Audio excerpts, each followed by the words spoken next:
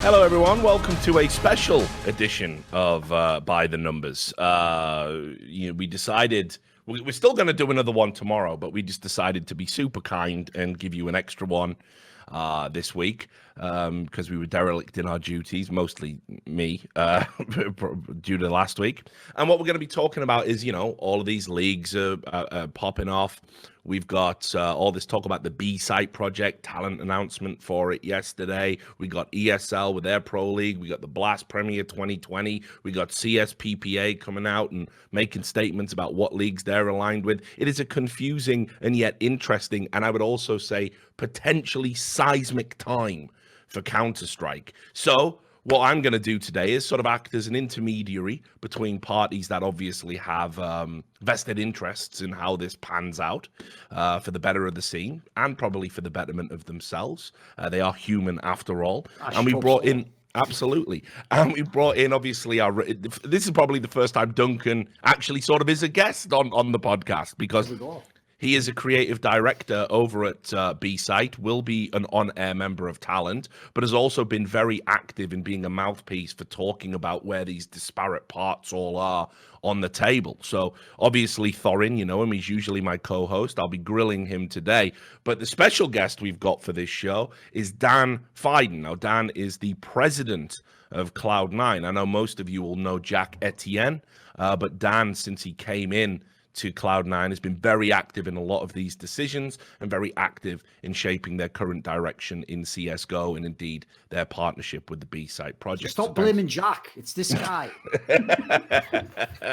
So obviously, thanks, Dan, for coming on. Just before we start talking, brother, I've got to give a shout out to my sponsors. Obviously, it's .com. They are a place you can go and place bets on esports events, but it's actually one that pays out and makes sure that you are betting responsibly and actually has an age gate and actually has licenses. So it's esports betting done the right way. That's why I partner with them. You can go to .com/RLS. That'll show them that you are supporting broadcasts like these, supporting my channel.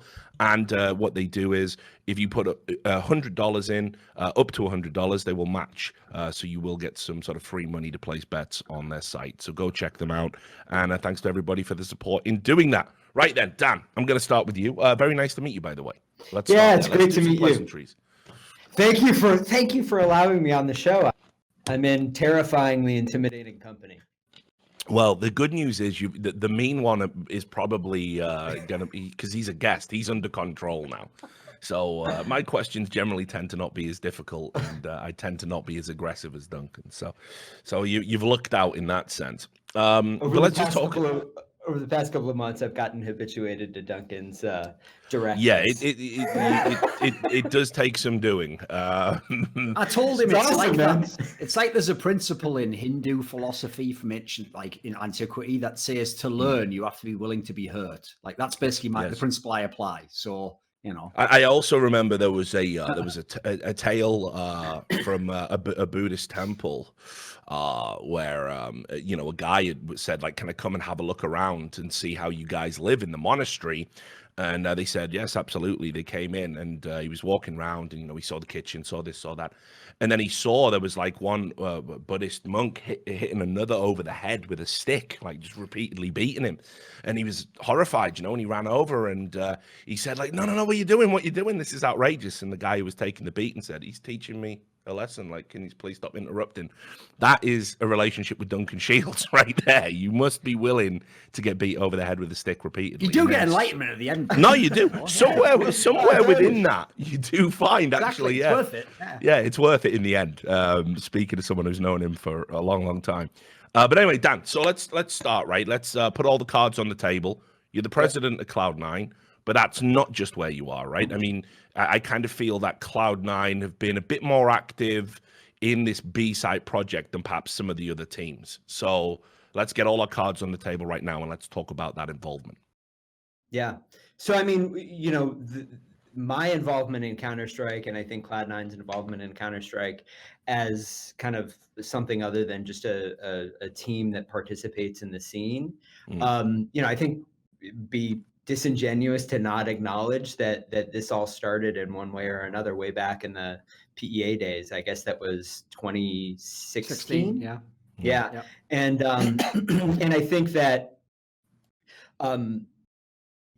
without a doubt, I think there were a number of things that were super, super important that effort completely screwed up.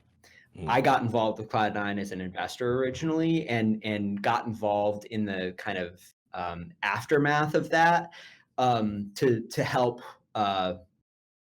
clean things up a little bit. And so I was part of a couple of owners who negotiated an EPL contract with ESL in 2016 that governed kind of 2017, 2018, and negotiated a similar contract around ECS.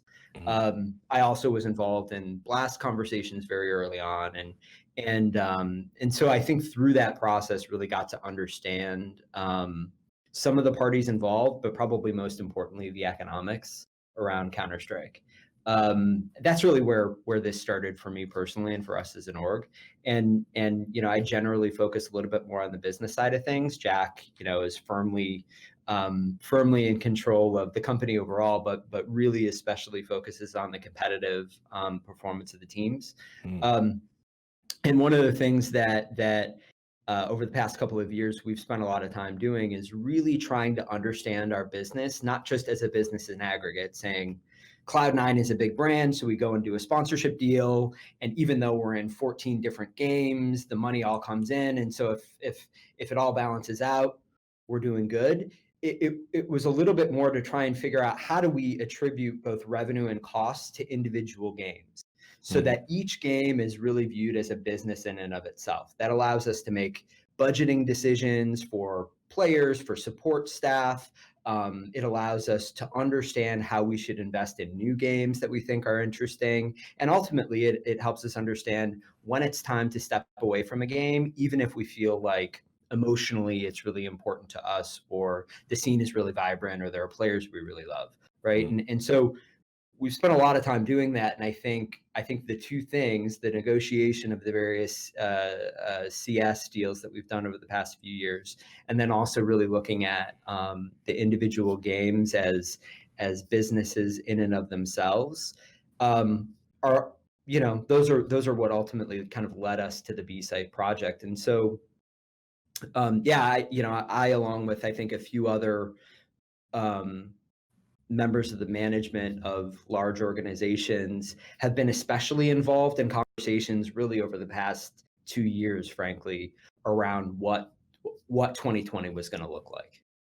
Well, but yeah, I'm one of those people. Sure. Well, just before we get into that, I think it's important that we kind of, frame this within the context of the PEA, that was the Professional Esports Association, being something that happened. People who were around at that time in 2016 will remember it. For those that don't, basically just give a summary. There was sort of a conglomerate, if you like, a group of team owners that got together. They brought in Jason Katz, who is one of esports' most fantastic monsters, who is been associated with many a terrible project in the past, CGS and LCS. He was the guy that was trying to get LCS franchises to sign away their entire history to Riot Games to be in the league. So I always thought he was a piece of shit. But anyway, he was involved. And basically, it seemed to be trundling along quite well. In the initial stages, it offered players an opportunity to play in a hermetically sealed league that would give them an improved revenue share on paper. Noah Winston, formerly of Immortals, was the kind of mouthpiece for this, because he's got a little cute face. You just want to pinch his cheeks. So he was coming out and saying all of this great stuff. But then it became apparent that if the players were owned by one of these teams in PEA, they wouldn't be able to play in any other leagues. And the players didn't like this. They kind of revolted, most notably Nothing and Sean Gares, who was at TSM at the time, Nothing obviously Cloud9. And this kind of set the wheels in motion, where we actually ended up with the CSPPA, because players said, we've got brands to think about too. We don't like our teams kind of forcing us to play in one league and only one league. So it was the birth of the player rights movement in CSGO as we know it today. So with all of that in mind, I got to ask him, Duncan, obviously you can come in here as well. First question is, does Cloud9 sort of regret the way PEA was kind of handled? Because, I think overall it was a bad thing. It definitely wasn't executed in the correct manner. And the second question would be, how do we know that this B-site project isn't just PEA by another name? Well, one thing I would say on this topic is actually one of the areas I think was probably the genesis of me eventually coming into this project now was literally years ago, maybe like a year and a half ago at this point in time. I one day just messaged Jack out of the blue because he was one of the owners that I had a better relationship with, because he would just ask me for like advice. Should I pick up this player? What do you think of this guy? Or what, do you know, a player from Europe I can get? And one thing I just messaged him one day and said is, I've been thinking of making a video actually. Basically, the premise would be that the PEA was right. Like when I actually look at the scene now and how the salaries have inflated, but then the prize money all goes to the players, and then you guys make more money from sponsorship, but nowhere near the amount that you need to pay the salaries. Like actually the premise was right. Like I get it. Like the TO, they themselves are starved of money. So they have to try and get all the money they can. So they're not actually in any sort of position right now when they have all the leverage that you have to play in their tournament to actually do a deal with you. They'll deal with the game dev or the player. They'll skip you out entirely, and you'll just be the guy basically paying the bills of the player that plays in their league. It's crazy. So I said, actually, I'm thinking of making a video on that topic. And he basically said at the time, like, we sort of maybe have a concept that this kind of premise could come back again in the future. And I said, but you do realize the mechanism that the players described that made them not want to be in your league, I actually totally get. And I actually understand why they didn't want to, which is the mistake you made was twofold. One, you hired Jason Katz, who was basically being a grim reaper of esports, coming to healthy companies, killing them, but then doing the classic esports move, where when you put that company on your resume, someone who doesn't know goes, brilliant, you worked with all these companies. It's like, yeah, I killed them all, but I won't tell you that. I'll tell them, yeah, I worked with them all. It was my idea. Some other idiot probably killed them. And so then, first of all, you pick the worst person to negotiate because he has a history of not doing a great deal with that. And secondly, this was the key part.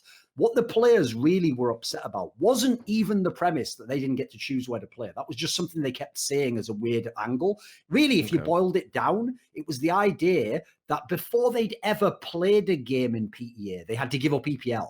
So they knew EPL as the most long-lasting league that had a long future. Obviously, they looked in the past, they looked in the future. ESL was always going to be there. And their perspective was, but wait a minute, even if you say it's more money, I've never played a game in this PEA. Like, how can I trust that that's true? Meanwhile, so basically, it's like a bird in the hand is worth two in the bush scenario. Like, you keep what you have because you've never seen what the other thing would be like. And he agreed. Yeah, actually, when I look back now, that was the mistake. Because if we'd have just had them play both leagues and we'd have made the schedule work, then we could have made the same offer to them after season one of our league and said, right, look, guys, you can see our league's better and you get more money and it's more about you guys. So why don't we just do that league and drop EPL? Then he even said, like, it would make sense that the players might be on board then. So I actually kind of get that angle. Like, that's one of the things I do think was the big mistake there. And I would say there's basically no component of that in the B-site project now. Like, for example, I said it on Twitter today. It is not the B-site that says either A, you cannot compete in ESL Pro League, or B, we are going out of our way to in any way restrict you from playing in any tournament in the world. Same goes for talent. You can work in any tournament in the world. The only reason you can't be in EPL and a B-site is just because EPL happens to be scheduled overlapping with our dates. That's it. If it was actually ending before ours, in theory, you could be in both. Dan, is that a fair summary in your opinion? Yeah, completely fair. And I mean, to go back to the original question, do I or does Cloud9 have regrets about the PEA project? I can speak personally. It was a disaster. Right. Just being able to identify a problem, you don't get an award for that. You've got to be able to execute on a solution, right? And the execution was abysmal. And ultimately, I think it led to some good things. I think and I believe and hope that the CSPPA will be a net positive for the community. But you've got to be able to actually execute on the solution, and the distrust that resulted not just between players and orgs, but also between different TOs as a result of that whole process, I think was ultimately a real negative. So yeah, I absolutely wish that hadn't happened. But I think the good thing about it for us is it certainly gave us some pretty clear examples of how not to proceed with this project. But the fact remains that the impetus behind PEA and the notion that there are things that should change within the ecosystem was right. The calendar is too crowded. I think the calendar is too crowded for very basic reasons like player quality of life. Players should be, and again, I'm not trying to make a value and say, for example, League of Legends is a better scene than Counter-Strike. That it's not interesting to me. What I think is true, though, is when you look at League of Legends players, they have time to manage work and life. They have time to genuinely develop their skill with a team over time. And when I look at Counter-Strike players, they spend all of their life jet lagged and trying to recover. And it's no way to live. And if we want people to really have this be kind of a career that's fulfilling, I think you need to start to make space for how do I get better as a player? How do we take risks? How do we change our approach to coaching, working together? How do we develop new players rather than just kind of reshuffling the same players across different rosters all the time? I think these are important things that for the players, I would say are probably important, or I would imagine they're thinking about. For orgs, the economics just fundamentally don't work, right? And so how do we figure out how to change that? So I mean, these are real problems. If they weren't real problems, frankly, ESL wouldn't be doing what it's doing right now. We wouldn't be doing what we're doing. The CSPPA wouldn't exist, right? These are all things that in one way or another have been created or are being attempted in order to address these problems. Now it comes down to the execution. What's the right execution, not just for organizations, but for players and for the fans, right? For the scene. Counter-Strike is a fundamentally different scene than some other games. And so what I don't think you should do, and I think what working with Thorin has been like really, really helpful in kind of emphasizing for us is, listen, we've got to kind of come to CS on its terms. That doesn't mean that it can't evolve, we can't make it better, but if we try to just completely change, a dairy cow into a racehorse, you're gonna end up with some pretty poor racing results, right? Oh, by the way, one small thing to just jump in there, is the other reason, or I should have said this before as well, the other premise behind why I thought PEA was correct was because when I looked at the scene, just like all those organizations he just said, ESL, the CSPPA, and now B-Site are all basically diagnosing, like the scene is sick, the scene is dying, and something must be done. The question just is, what is that thing that must be done? Yeah. Now, the thing that I actually think made me think PEA as a concept, like the concept of a bunch of teams get together and they're the league, and then they go out and get the money in, the broadcast deals and all, it was exactly the last part. Is I've always said, to me, what made things like LCS and Overwatch League a flawed premise is you got all these teams together in a league, and then you said, right, you guys sit in the other room while I go and arrange all these deals for the league. It's like, well, who the fuck are you? Don't you just work for the game developer? Like, wait a minute. And so you had a guy. This is a scenario. It's obviously an entire team. You had people who had no track record to show that they could actually sell sponsorships and get broadcast rights deals that were good, telling people to sit in a separate room while they went and did it, who are the literal, provable best people in the entire world at selling sponsorships, building partnerships, and creating like engagement with fans with those brands. So the stupidest part to me is I totally get why the teams were like, why don't we just cut these people out? Like, why don't we just go and sell? Like, that's the angle as to why I also said famously at the time when I made my videos about PEA, the ultimate failure of the PEA wasn't the whole way it played out. It was that if they couldn't get their own player in a room, sit him down, and convince him with the pitch that he was going to make more money, how are they ever going to convince anyone else? So the premise to me is the best people in the world at selling sponsorships are people like Cloud9, other big I'll pick teams that might not even be in B-Set, Team Liquid. Like, these people are incredible at selling. They can individually for one team sign a deal that would be like half of VSL's entire budget if they got. That's how good these people are. So to me, it makes perfect sense to enable those people, actualize them as the people who sell the rights. Because if you're ever going to have a league that has $100 million in sponsorships and has broadcast rights for $300 million, it's going to be through the people who do those teams. Because essentially, people have often said it, and I know now it becomes a very dangerous thing to to say, but people often said for the last 10 years, most orgs have acted like agencies. Like that, they're basically just the best agents in the scene. So they're the obvious people to have doing the negotiation for everyone, for talent, for players. And now I would hope in that world, the ESLs, etc., can be a partner within that, and they can be a component. But it's about giving people the job that makes sense to me. But beyond that, right? I mean, and this is we'll move into Cloud9 specifically in a moment. But just first of all, there's a broader question about sort of conflict of interest here. Isn't it true that a team organization owned, ran league is essentially like the old adage about asking, three wolves and a sheep, what's for dinner? When it comes to player rights. But my perspective on this is where does the economic benefit sit, right? And ownership can fundamentally a conflict of interest is derived from participation in the revenue of the league in some direct way, and it should be surprising to no one that the scene has been replete with examples of participation in the revenue in the league going way back to at least when I got involved with Cloud9, right? This is not a new concept. And I actually had a direct conversation with the folks at Valve about this. I said, guys, participation by players, by teams, and by TOs, and potentially by publishers is expected. That's what aligns all of our interest in making the best product that is healthy for everyone.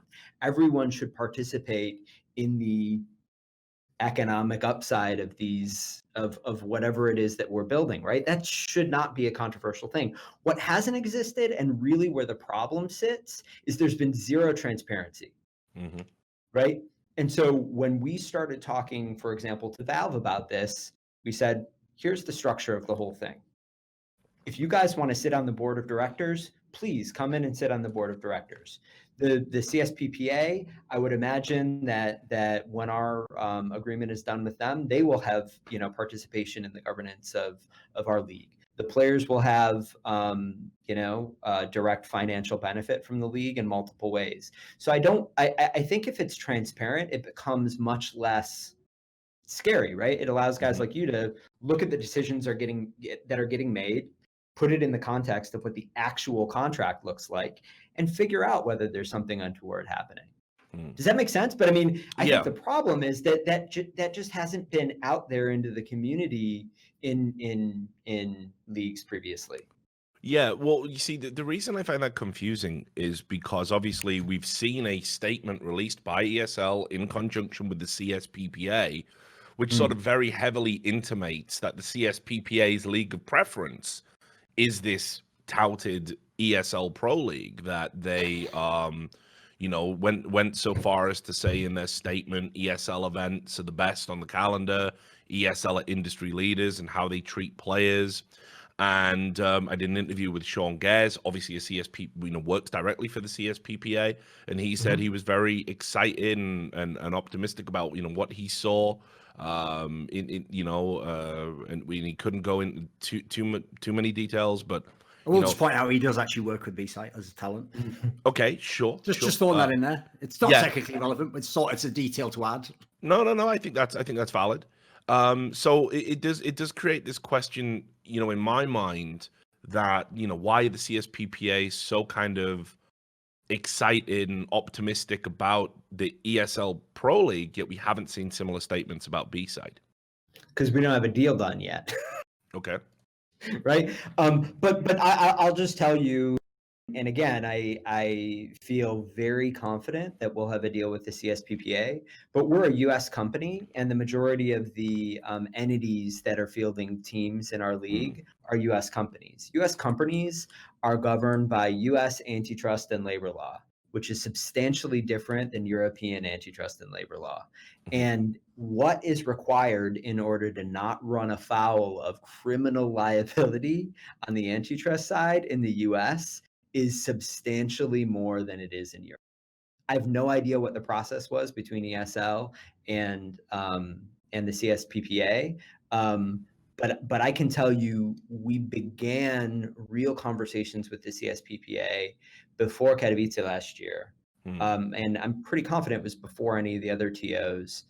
We spent the last about 2.5 months solely focused on working with Antitrust Council and Labor Law Council, both on the CSPPA side and our side, to ensure that we're actually doing things right. We all kind of should probably mention the amount of money spent on that. People would probably be surprised, right? Yeah. So far, it's been about 150 grand, just to get kind of antitrust and labor law structures in place that we feel like are legitimate, professionalized, best in class, right? We don't want to, it helps no one if we just hurry up and sign a CSPPA agreement that puts a US company in potential violation of US labor law or antitrust law. If that ended up actually becoming actualized and somebody, I don't know, TL, whoever it is, who's a US company that signs up to one of these things, ends up getting hit for violating one of those things, how badly would that subvert the very real efforts that people have put into trying to kind of create the CSPPA and professionalize it? I take that stuff really seriously. If we're going to do this and we say we want it to be legitimate, let's actually put the work in to ensure that it is. So I mean, listen, I would love to have been first, but you know, no one, you don't get a prize for being first and going to jail. No, just ask Team Liquid. It could be good coming second too. So, like, let me just loop back to the question before, the one about like the famous democracy quote, like 3 wolves and a sheep voting for what's for dinner. Because the joke there is obviously the wolves will all vote for the sheep to be dinner. It doesn't matter if he has a vote, does it?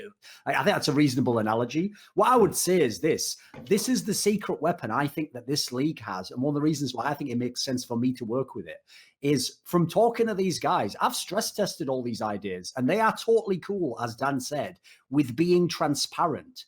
Every other league and even other TOs will, even if they say they're being transparent, what they mean is like, I'll just dance around in a semantic game about what does exclusivity mean? And am I actually saying I control the circuit when I veto you not coming to an invite? Like how you can veto I don't even understand the premise. Someone can turn down an invite. That is what the fucking word invite means. But again, we're getting into like the legal world, which they know very cleverly is what they're doing there, but they expect you to interpret it as English. So what I will say is this, in this particular scenario, as far as I know, one of the problems that ESL has is when I always describe the ecosystem as the 4 big entities. You have the game dev at the top who makes all the money from the players, as in the general public, not the pro players. They're making loads of money. The game makes billions and billions. Then you have the pro player at the bottom of the 4th hierarchy. They make loads of money because they have inflated salaries from the market value of all the VC. And then you have the TOs and the orgs who are the teams, and they lose the money because they're the motherfuckers paying all the players. They have to pay all that money to them. So what happens is, if 2 people have to fight over an apple, either one gets the apple or you have to have half each. What if the team and the TO were the same and could just have the one apple for themselves, with obviously their share elsewhere is going to the players? So what I would say is this, unlike some of the other companies, as far as I know, one of the problems ESL is going to run into is obviously the teams want more money. They're losing money in CS. The players want more prize money. They get the prize money. That's their main thing. Maybe you usually don't have to pay much for the license to Valve, so you don't pay that much to the game dev, but it means there's less to go around. So they have to scale the business up. They have to do things like lock you in for a long time. So what I would say is this, the difference is, like when you said there, like the angle of like, you know, essentially you could be acting against player interests. We actually, within the document that we showed to players breaking down the structure of the league, correct me if I'm wrong here, Dan, but whereas ESL, because they're owned by MTG, is also looking to make a profit. They're looking to make big money off this and they want it to be a big thing, as they should. Because in this scenario, the teams have their own business, their teams, and the only reason to have the league is to cut out an extra person who actually surplus to requirements, as I described before, with a lot of the deals. All they do is pass a worse deal to a team. So what I'll say is this, as far as I know, whereas the costs for ESL running the league and then their fee and their percentage of the profits can be actually a bigger portion of the pie than the pro players get, as far as I know, and Dan can correct me if I'm wrong, all the B site does with the money that it makes in revenue is it takes a small amount for running costs. Then essentially the company does not make profits. B site is not trying to make profits because the teams themselves take their cut just as the players do. So the actual end goal of the teams is not to get rich from B-site. It's to make their teams profitable, and the pro players make more in the process of doing that. So, I mean, again, obviously a lot of this comes on belief, but maybe you can have I spoken out and turn on any of that, Dan? Yeah, no. I mean, it's you're exactly right. It isn't brain surgery, right? The question is, how do we split up this pie, right? And fundamentally, ESL and MTG have a cost structure that they need to support. Unfortunately, the teams do as well, and it isn't. We just didn't get to a place where we felt like we could reconcile. B-site gives 80% of the net revenue to the teams, and then the players are going to get a third of the net revenue, right? And that's on top of the salaries and on top of prize. It isn't particularly complicated. I could walk you through what's been reported about the ESL deal, but it's very complicated. One of the first things that I said when I, had conversations with Rolf and the team at ESL, who, by the way, I have no personal issues with at all. I understand that they're trying to run a business. I said, why is this deal so complicated? In my experience, when you have a good partnership and a fair deal, you don't need to be so creative in how you're kind of distributing the revenue, right? It is what it is. But their structure is intensely complicated. Ours is not. Listen, we are 1,000% confident that in our league, players have both better minimum guarantee per player, substantially better minimum guarantee per player. We will have all of the contractual kind of guidelines that the CSPPA has negotiated with us and presumably other TOs that they're going to have and others, and they have massively more upside. One of the things that's most telling to me is the conversation that I am aware of around the negotiation with ESL. Fundamentally, what's happening is that the give and take is, well, teams, you need more money. Let's take that out of the players' pool, which is why what's been reported is that player revenue share is 25% in 2020, 20% in 2021, 15% in 2022, right? The players are co-equal partners in any of this stuff. Why is it that like, right? Like it's never going to work in the long term. Enter this kind of robbing, there are three kind of parties at the table and we keep on pickpocketing one another and it goes around in a circle. We just need to acknowledge what the economics are, figure out a way to distribute the risk and the upside fairly, and go ahead and do it. In this case, the teams are taking the risk. There is no TO of note that really needs to participate in this, and so there's a much larger share that goes between the teams and the players. When you say that introduces operational risk, of course, right? Like we need to put on a good event, but we're very mindful of that, and we need to solve that problem, which is Since you mentioned that particular number, though, anytime you mention a number, I think it makes sense to contrast it. So you said that in B-site, it's 80% goes to the players, right? Except hang on, 80% goes to the orgs, and then I think Dan said this is why I think some people were confused. Yes, exactly. Yeah. So is it 33% of that 80%? Yeah. Yeah. Right. Okay.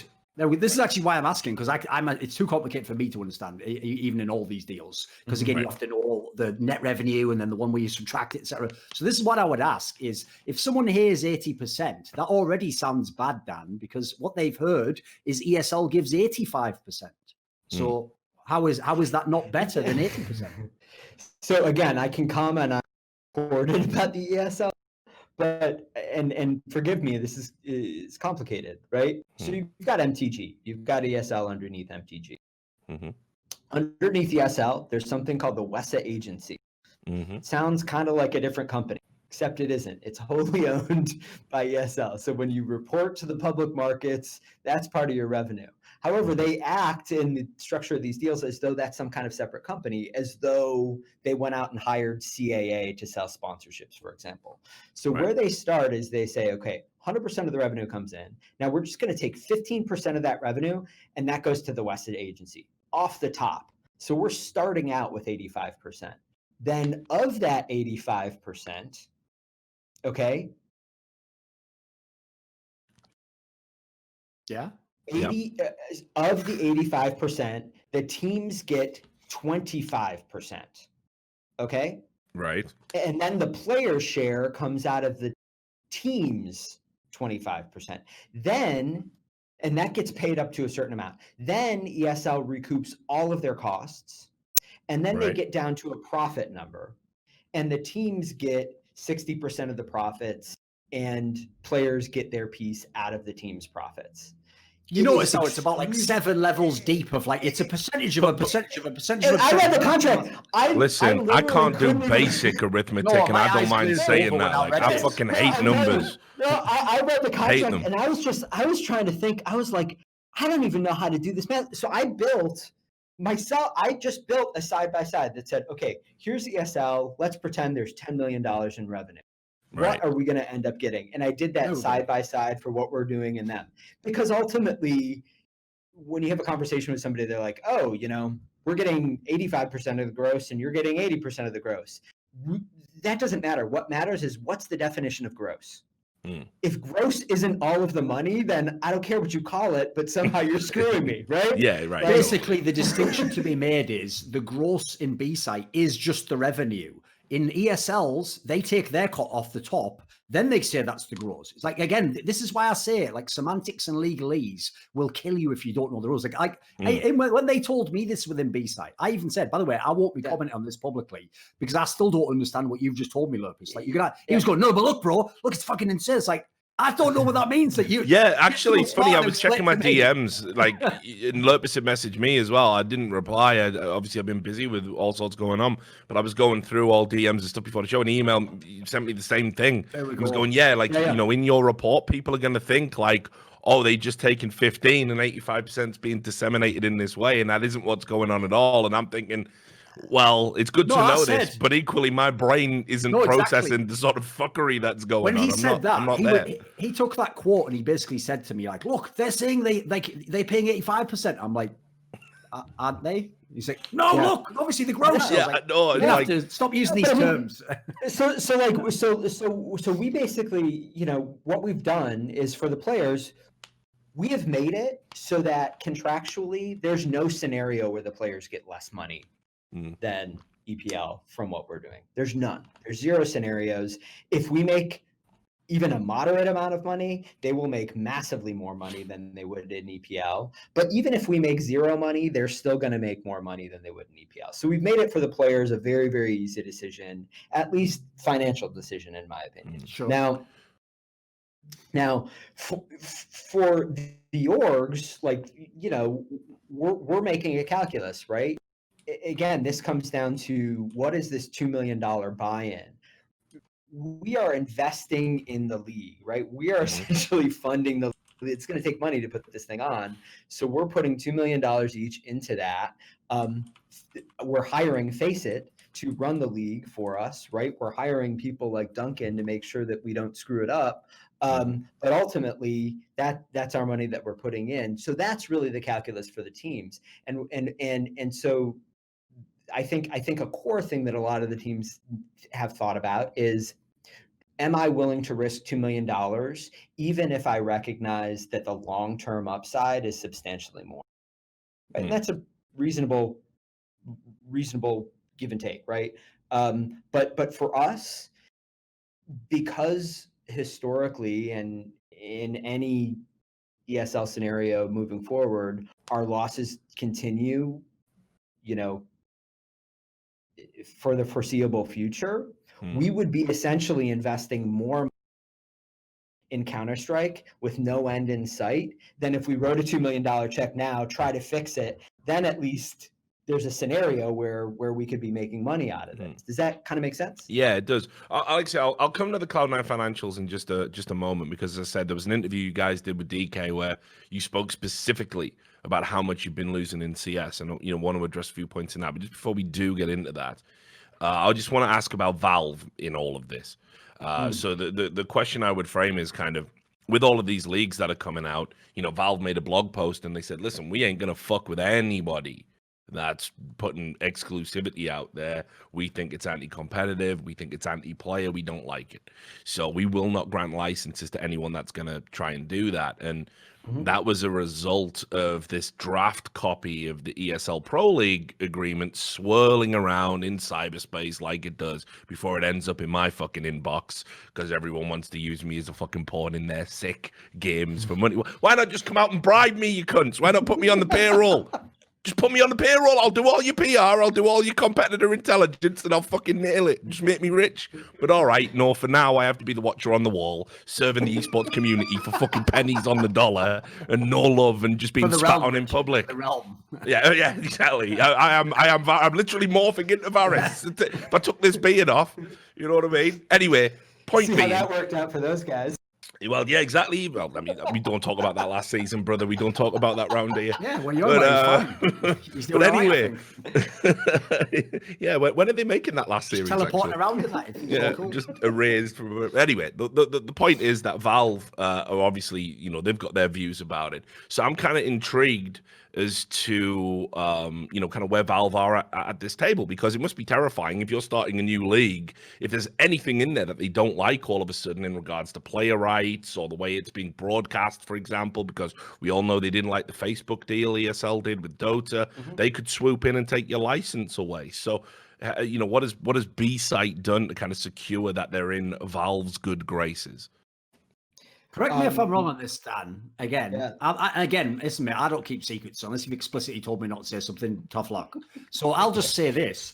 Here's what I would say. To my knowledge, the difference between B-Site and ESL is the reason why ESL can end up in a scenario where they're publicly telling Dota 2 fans, we have the rights to have this. You cannot stream the game. And then Valve is like, actually, excuse me, they can stream the game, implies there isn't communication going on, right? They haven't actually asked Valve that. That's, as far as I know, what has happened in CSGO. B-Site has on a number of occasions contacted Valve and even, as Dan said, showed Valve the structure of the league and said, before we do this, are you cool with this? As far as I know, ESL's way of operating is the opposite. They just do what they're going to do. And unless Big Daddy Valve gets word of it and comes, hey, what the fuck are you doing there? They go, oh, yeah, take the hand out the cookie. Asking for forgiveness rather than permission. Exactly. Right?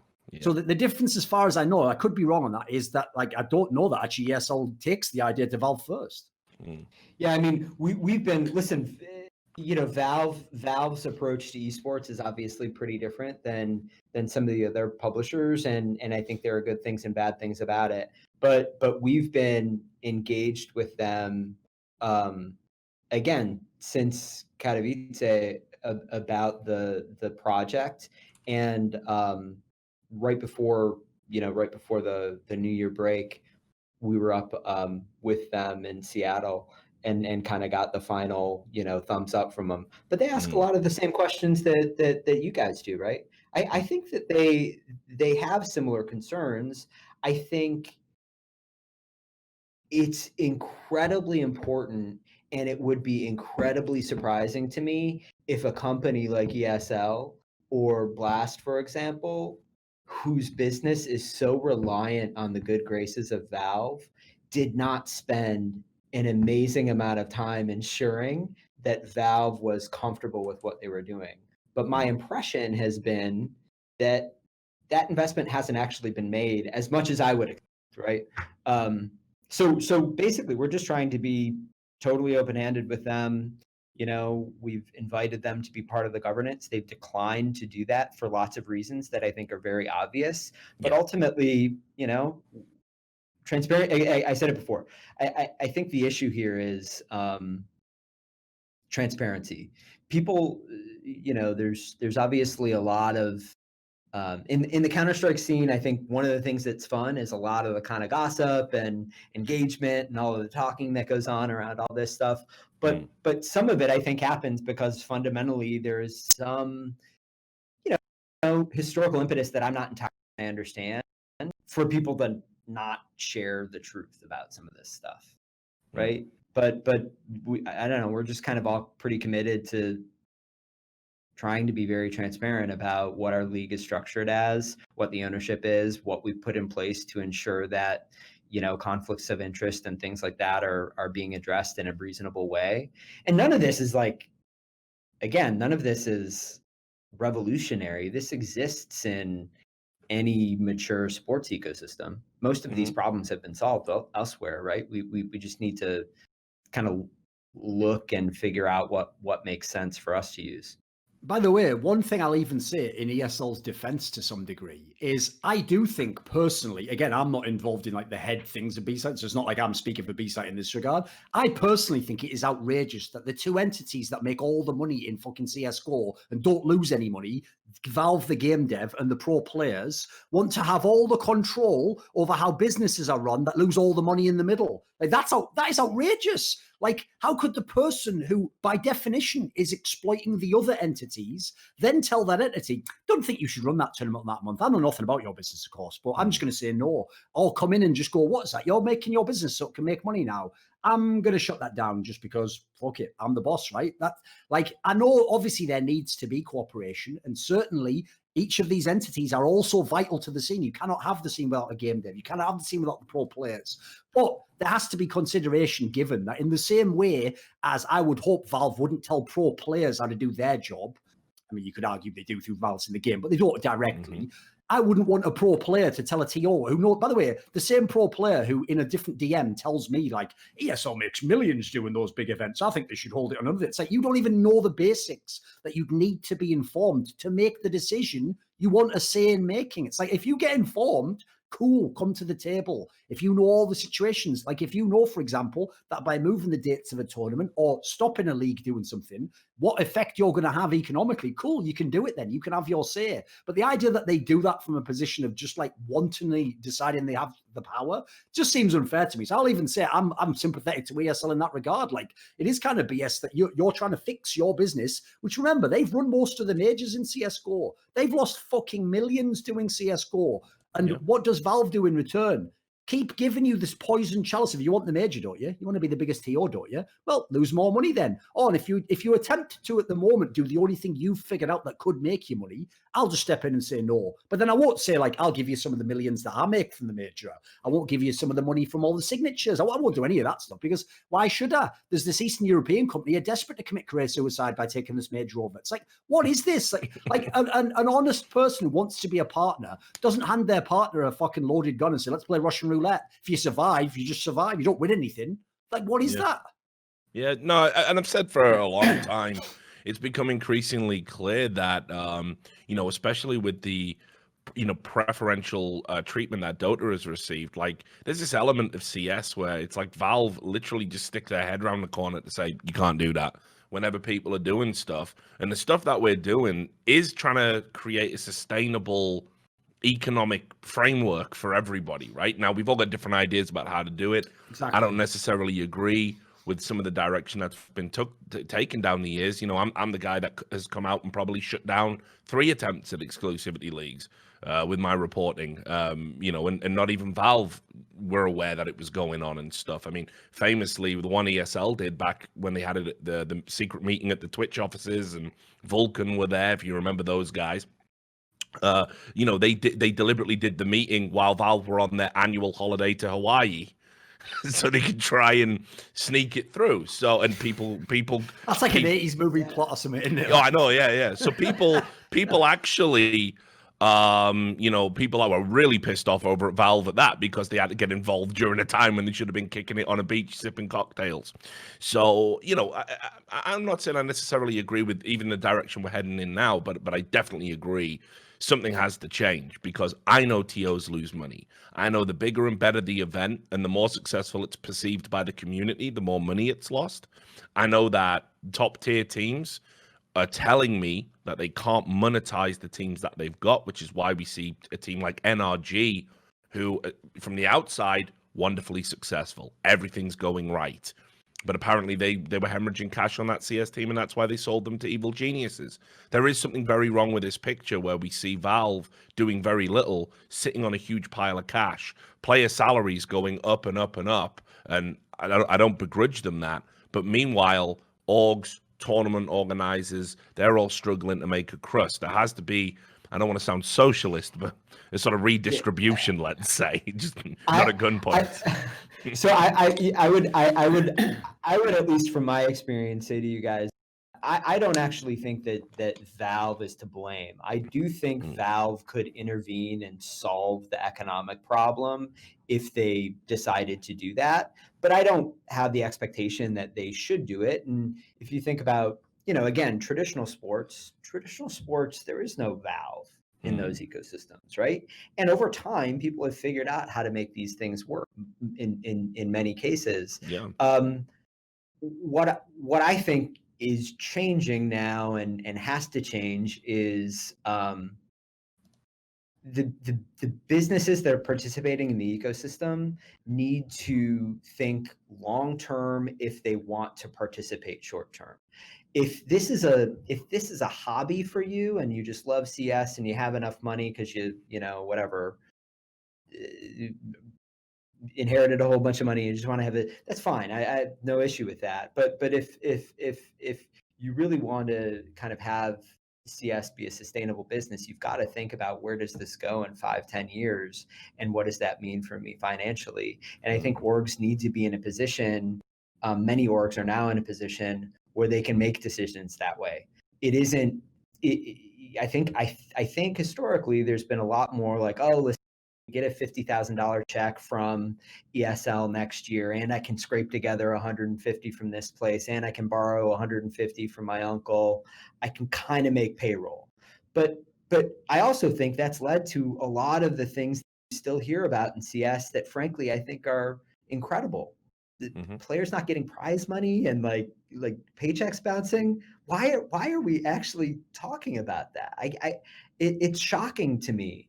And I think we need to evolve into a place where you can make a decision as an org or as a player or as a TO, where it's not about the check I'm going to get next week. It's about, is this actually going to build something long term, right? And that's ultimately the decision that we're making. I know it isn't the obvious decision. It's definitely not the easy decision. The easy decision is to sign the ESL deal, right? Yeah. Because that's the one where it's tried and true, right? It's not. It's less of a risk, I guess. Yeah, I mean, it's the devil you know. Yeah. But I just can't, in good conscience, support that, because fundamentally, right? Like, yes, there's kind of, this is Jack's money, this is my money, this is our staff and their careers, and it's the players that we make a commitment to that we have to think about. But people frequently demonize investors in the space, right? And I'm not here to kind of defend all investors, but you got to remember, many of these guys are investing money from pension funds, right? There are real people at the other end of this, and if you don't take the moral obligation to make decisions that you ultimately think are going to deliver returns for those people seriously, I think that you've got a problem, right? I take that super seriously. And it's just fun to have a CS team and go to big events and all that, and I would hate for us not to be in that place. But if we're going to do it, we got to do it in a way that we think is actually a real business. There's actually by the way. Yeah, I've got a little gem I can drop for you here that no one's actually heard. This is something that only came from internal meetings. In fact, we haven't even messaged as to how we'll release this to the public. I do like gems. Go on then, I think it's a good piece of info. Are you trying to take over Smoothie's role as the Rat King? Is that what it is now? It's not bad. It's pretty good. Pretty they're on board with it eventually coming out. So here's the thing. When I put out, you notice when the talent were complaining, and you know what? I don't give a fuck. So I'm just going to say this. Here's a second free gem for you.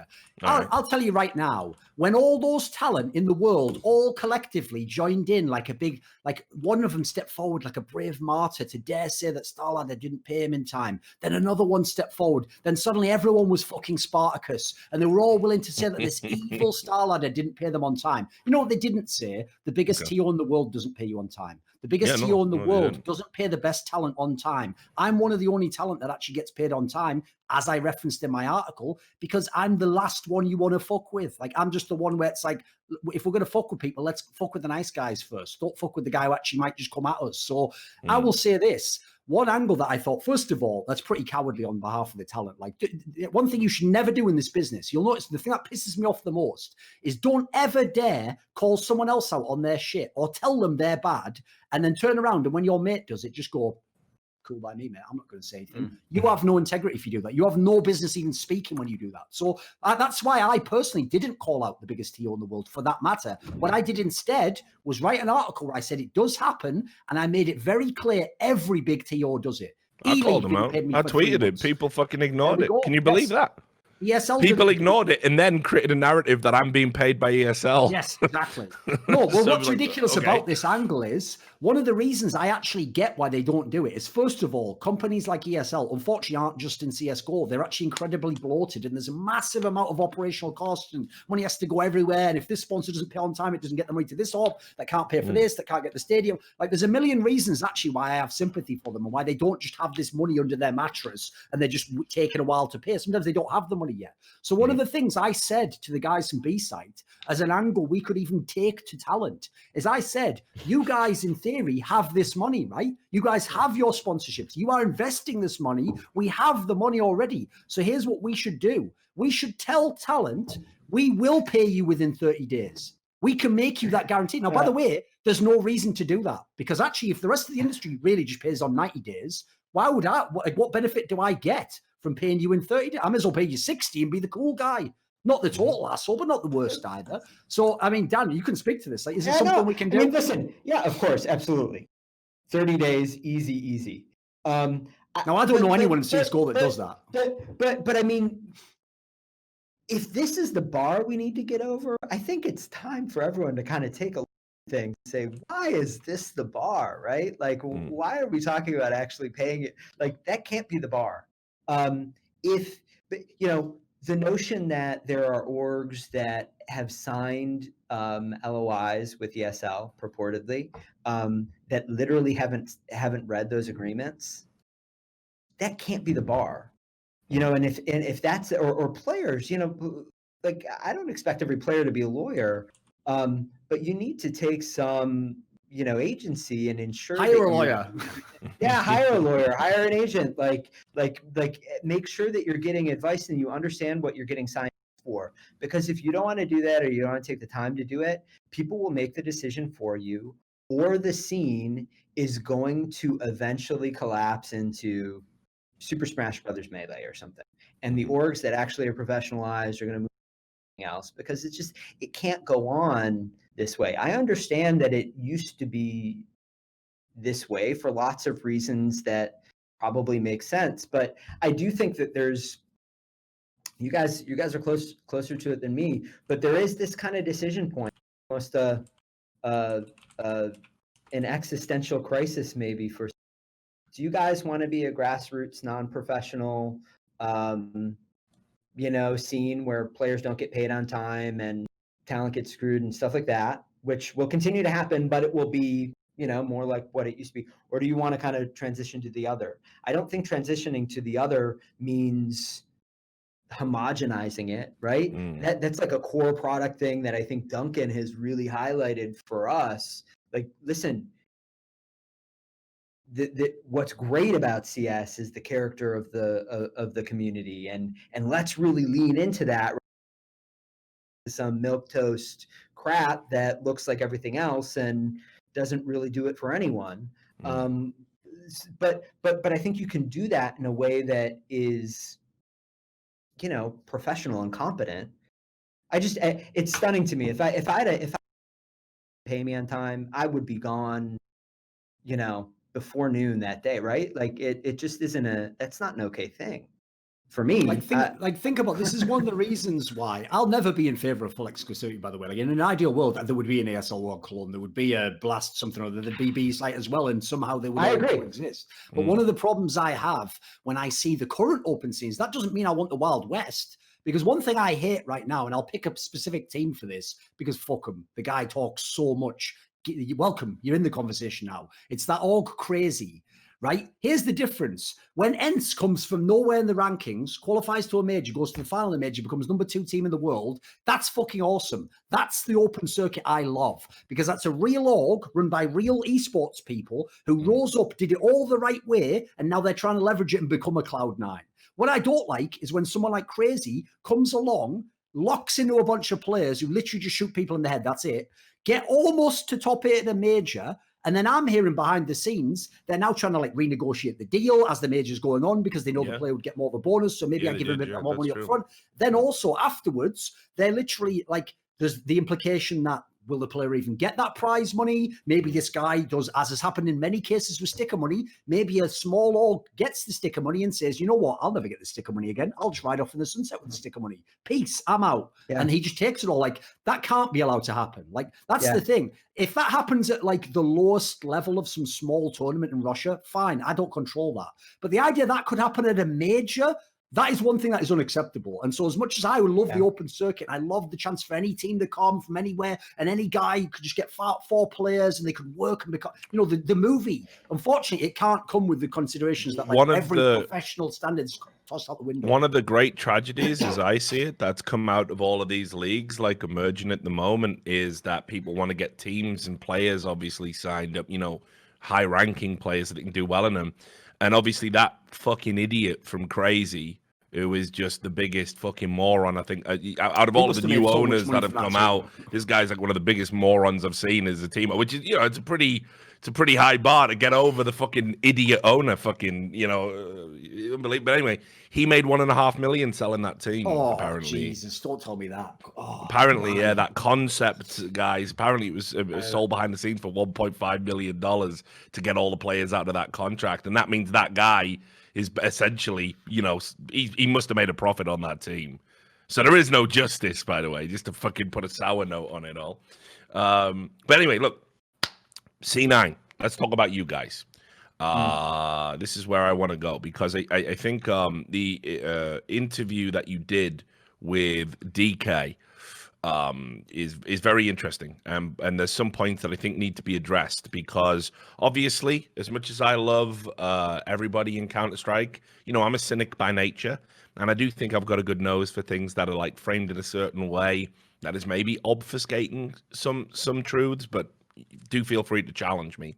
So the first thing that you said in this interview that really leapt off the page was you guys were talking about how much money that you lose. And I'll quote you here, Dan. You said, let's be clear.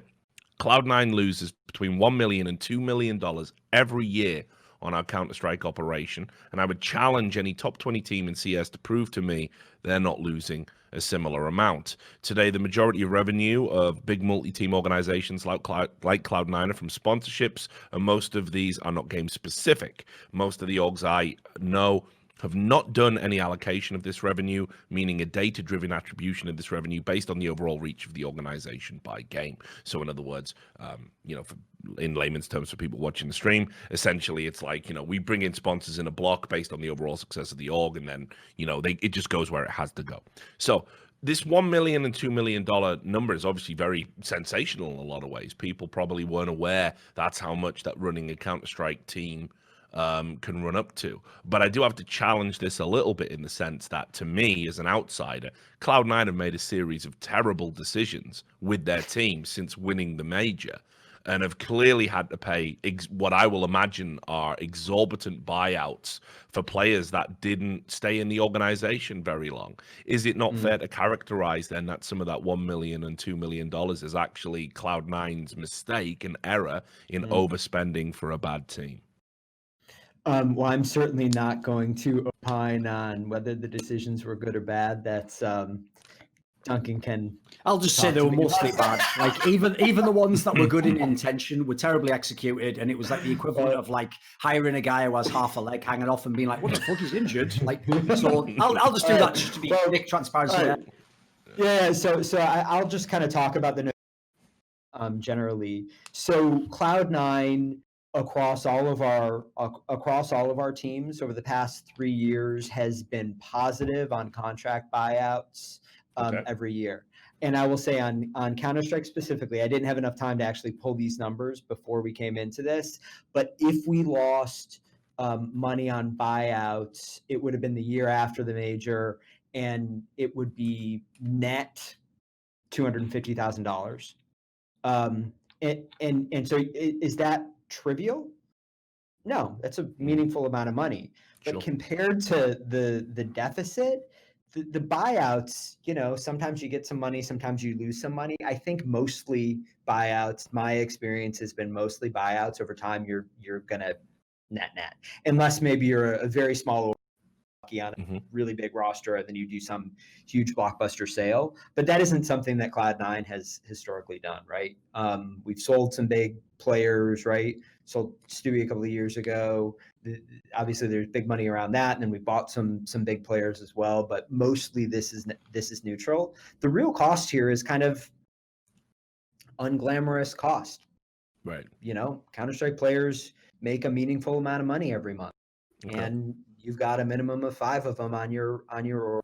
You've got multiple coaches. You've got, in our case, sports psychologists, nutritionists. You've got managers, multiple managers that are working on the team. You've got housing, these things that go into it, and it racks up pretty quickly.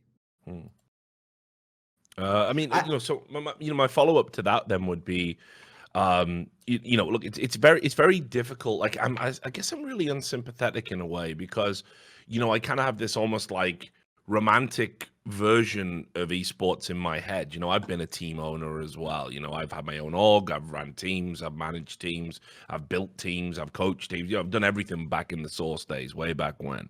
So, in my mind, I always felt that like you try and get value, and there does seem to be ways to bring money in, or certainly even back then in the dark days of esports, there was ways to make the team an absolute worst case scenario, break even. You would generally lose, and then you would eventually hit a plateau where, you would get results, you would hit an equilibrium, you'd have the right players, you would, get some tournament wins under your belt, you'd secure some sponsors, and you would be able to kind of find a way to start recouping some of the money that you'd sunk into the team.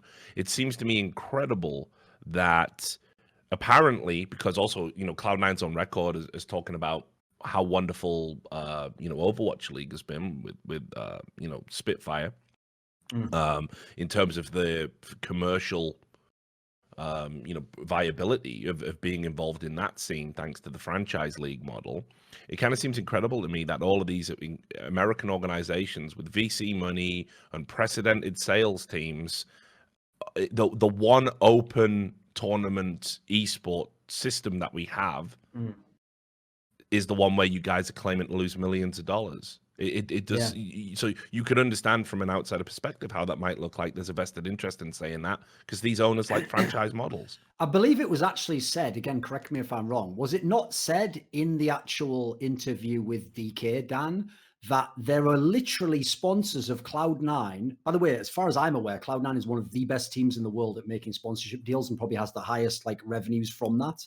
As far as I know, there are literally sponsors who said, by the way, when you use us with your teams, please don't use us in CSGO. We don't like the vibe, too edgy. So that's one of the reasons why I actually think the team owners were able to be sold on the idea. Don't shy away from the edginess. That is the game. If anything, you need to get the sponsors that want the edginess in that angle, And at the moment, I would say that's actually a problem CSGO has, because at the moment, it's one of the reasons famously I had my fallings out with ESL. ESL's original vision was the sanitized version. It's everyone's in a suit and it's all looking clean. And the problem with that is you're kind of in no man's land for CSGO if you do that, as far as I can tell. But what would you say about it, Dan? Yeah, no. So I mean, on the,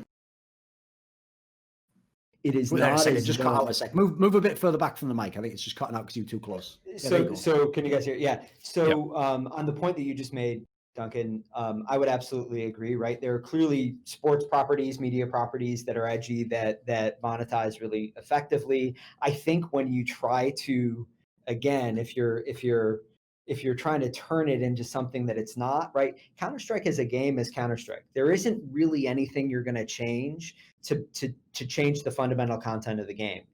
I personally don't think that that's a problem. The challenge is coupling that game with media content that matches that tone, and then ultimately with media partners and sponsors partners that like that tone, that want to be a part of that tone. And listen, WWE does this, UFC does it. There are lots of examples of things that are not dissimilar that I think do it really well. Now to go back to your point, Richard. Yeah, I mean, listen, I understand, right?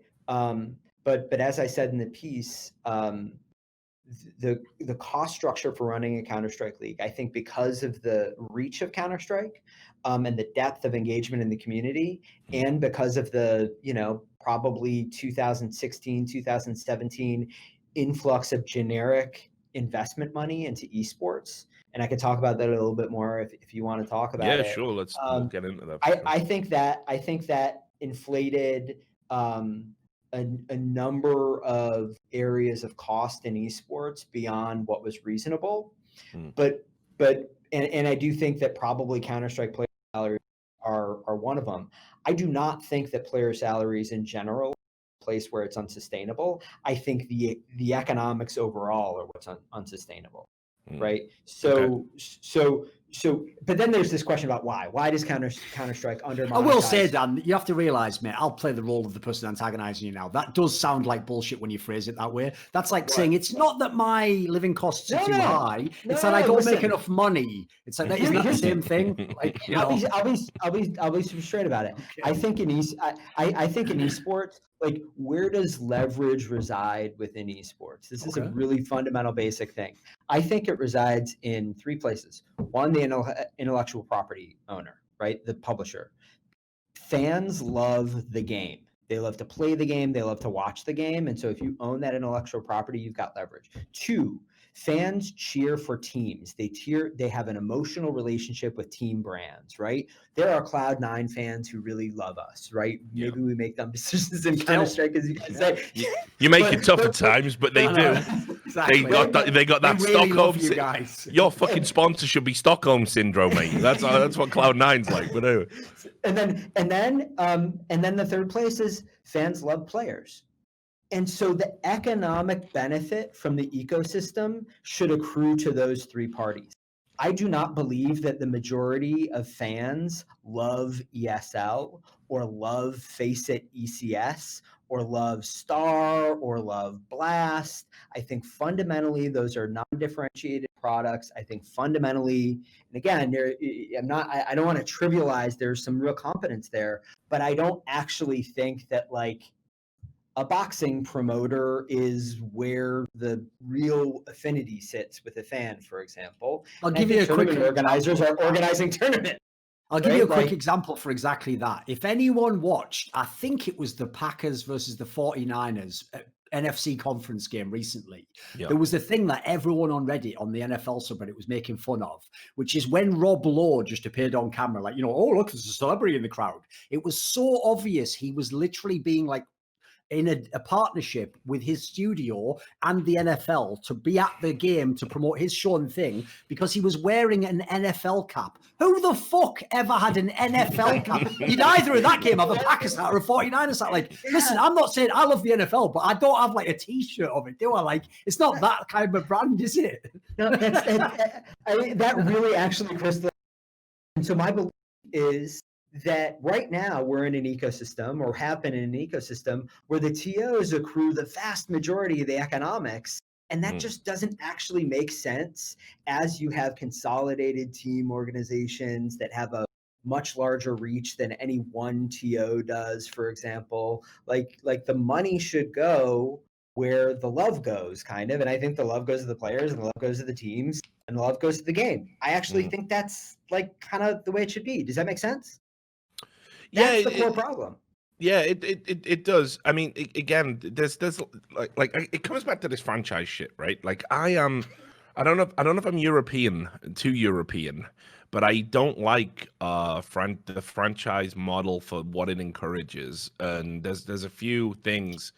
First of all, we can address on this. Let's do it. Yeah, because I've said this before on many a show.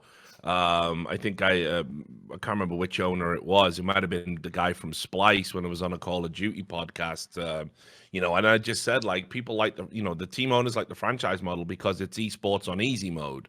You get yourself in a hermetically sealed league. You get a brand, that there's usually a developer input or a conglomerate, the group that goes out and gets league advertising. You get a cut of that. Now they're doing these like NBA, NFL style revenue shares across all broadcast rights, shirt sales. So a really successful org is propping up the garbage ones that don't have a fucking clue what they're doing down at the bottom of the league, and everyone's happy with that. Again, to use the Overwatch League as an example, look at shit like the Shanghai Dragons.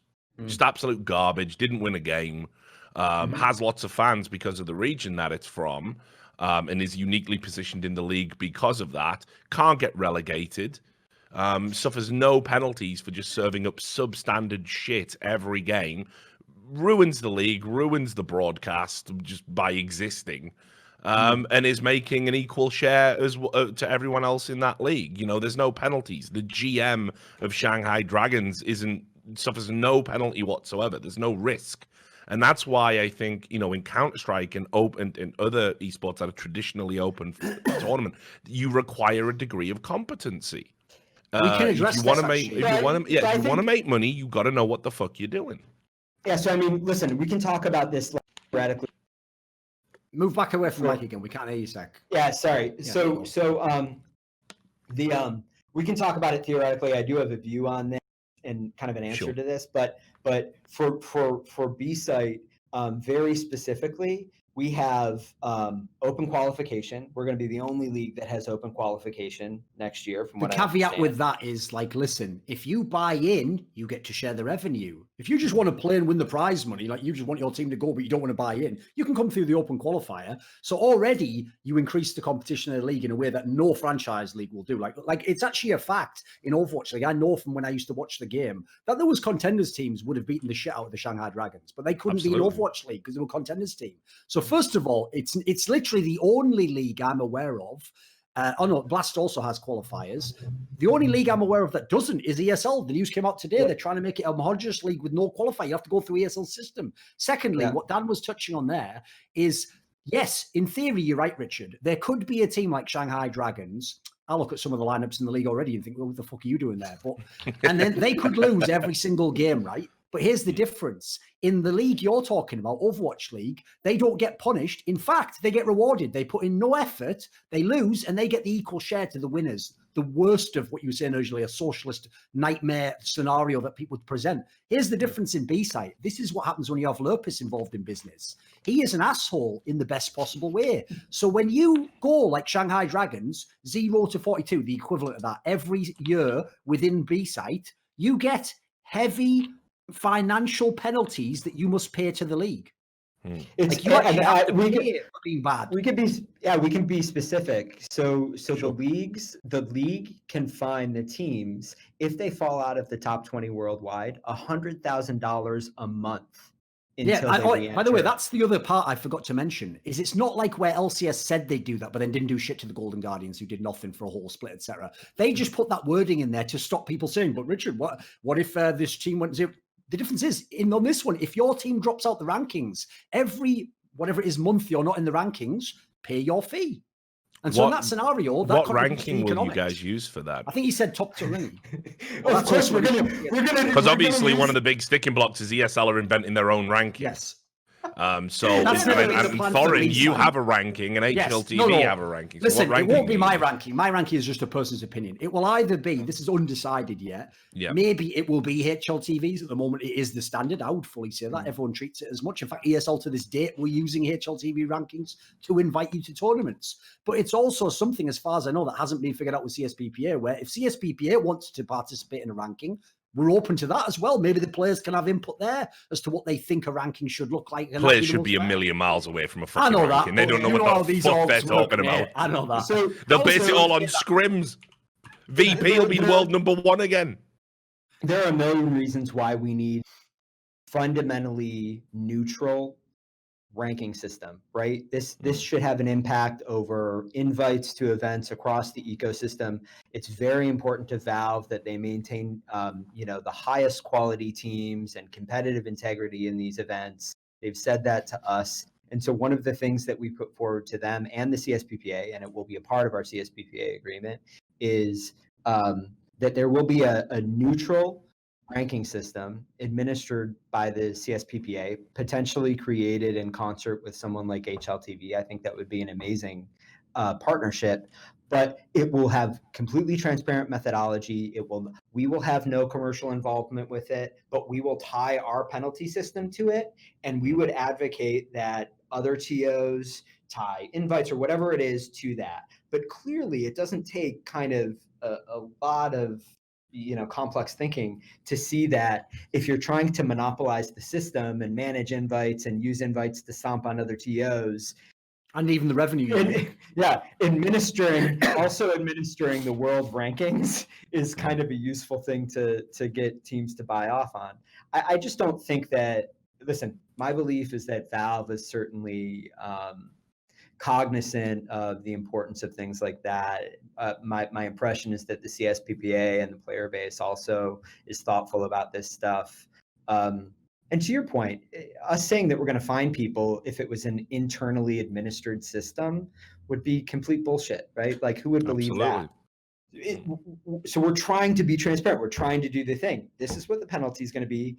The rankings are going to be determined by some third party. All we ask is that it is a reasonable and transparent methodology for the ranking system. It's up to guys like you and the players and whoever else to figure out what that looks like, but we will sign up to it, and that's what we're going to use. By the way, I've always said, Richard, the real joke and the reason why I still do my ranking system, it's not that I don't think HLTV is good. In fact, we're usually pretty similar nowadays. Like, this isn't that far off. Yep. It's that there's no transparency to their system. Like, nobody knows what the actual formula is or how it's really being tweaked. You can't actually get anyone who isn't HLTV.org who will explain it. Here's the irony of how it works. When I explain in depth all my reasons as to why I ranked someone somewhere, someone goes, he's fucking biased. Then HLTV just goes, computer says, you're ninth. They go, well, the computer's spoken. And you go, well, it's not an AI, someone programmed that. No. Pay no attention to the man, the Serbian man behind the curtain. Listen to the great computer. He knows all. Like I actually would like that ridiculous as well for the scene, because here's the thing. Wasn't there a Twilight Zone episode like that as well? Something like that. This is where the Man in the Cave, it's called. Yeah. This is where, in my opinion, being secure means you don't have to obfuscate and hide what you do.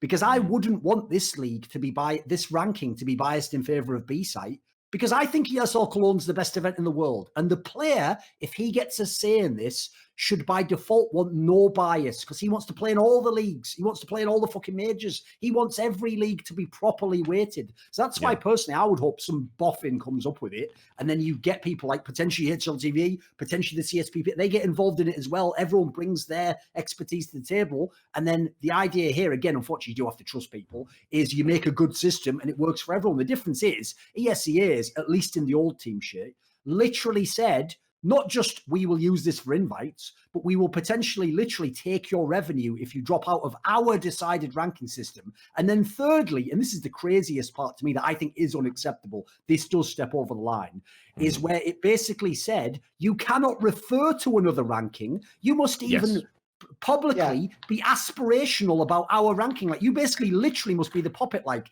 I sure love the ESEA ranking and hope that I can go up to 11th. Like, what is that? Like, that is the opposite of transparency. That was outrageous, and that was something I didn't actually know until after the I put the contract out in the public domain, that basically players were going to be essentially penalized if they referred to the HLTV ranking, referred to a Duncan ranking, referred to any other ranking that was outside the ESL. And there was also an expectation they were going to tweet about the ranking regularly, so they would sort of artificially promote the ranking in the minds of the people. So, listen, I've been sympathetic to ESL in a lot of areas. That is fucking weapons grade bullshit. So cannot stand by that in any way. Obviously, someone who has his own conflict of interest in this matter, but Peter from HLTV, the aforementioned Serbian fellow, made a point that was a pretty good one, which is, for all we know, that was from an old version of the term sheet. Maybe that never even gets into the final term sheet. But that is not the dangerous part. The dangerous part is, why the fuck was that ever in there? That's crazy. Whoever sat down and thought this is reasonable, I want to know who that guy is and what impact he has on the rest of the scene, because that doesn't, I'm afraid, as you said, it doesn't imply like you trust everyone and you're willing to be open with it. It actually implies you're trying to trick someone. Yeah, and absolutely. I mean, it's like, there's stuff like this. Obviously, it's kind of a transparent attempt to monopolize the ecosystem. So you make your decision about whether you think that ESL is kind of the company that should be managing Counter-Strike in the future, right? Individual teams, individual fans, players are going to make that decision. But just from a business process perspective, it's like, oh, this term sheet is all going to change. Like, I can tell you it hasn't changed in the, whatever year and a half I was working on it. These things were threshold issues. And it wasn't like there wasn't a lot of attempt to do it. And they're trying to, from what I understand, announce a whole bunch of teams, some of whom haven't even signed any documentation tomorrow. Like, what's the hurry?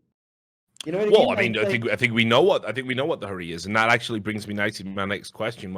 I know we're sort of circumnavigating the VC money talk. Maybe we can sort of fold it back in. Yeah, let's do it. But this was a big important part of who's gonna emerge victorious or not. Now, so far, I've said one of the issues I think B-Side has in capturing the hearts and minds of the community. The PR's been brilliant. They've got plain speaking Duncan out there taking a leaf out of the Adam Apicella school of just be honest and upfront and just tell people what they need to know and don't lie to the community, because you don't lie to the internet, they'll find out. Great start. You've announced talent, which has really established names, some new names, a big draw in the form of Monte Cristo coming over to his first CSGO event. And obviously as well, what we know, because of the overlapping dates, that will be the only place you will see them over that time period. You will not see them for an ESL broadcast. So they've won the talent.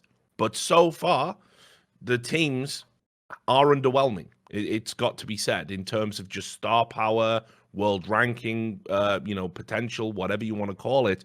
The teams might not be the best.